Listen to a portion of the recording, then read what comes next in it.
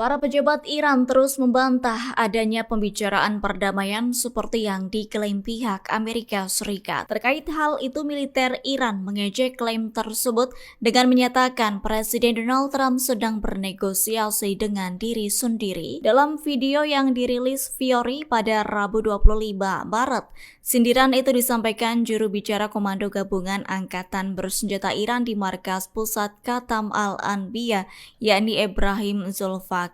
Lanjut, Zulfaqari mengatakan investasi Amerika Serikat serta harga energi sebelum perang tidak akan kembali normal. Menurutnya, kondisi itu akan terus berlangsung selama Washington belum mengakui stabilitas kawasan dijamin oleh Angkatan Bersenjata Iran. قدرت راهبردی که از آن دم می‌زدید تبدیل به شکست راهبردی شده.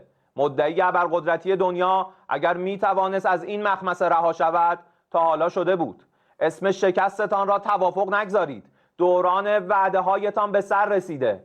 امروز در جهان دو جبهه وجود دارد: حق و باطل، و هر حق طلب آزاده‌ای تحت تأثیر امواج رسانه‌ای شما اغوا نمی‌شود. سطح خود درگیری هایتان به مرحله مذاکره خودتان با خودتان رسیده؟ نه خبری از سرمایه گذاری هایتان در منطقه خواهد بود و نه قیمت سابق انرژی و نفت را خواهید دید تا وقتی که بفهمید ثبات در منطقه توسط دست قدرتمند نیروهای مسلح ما تضمین می شود.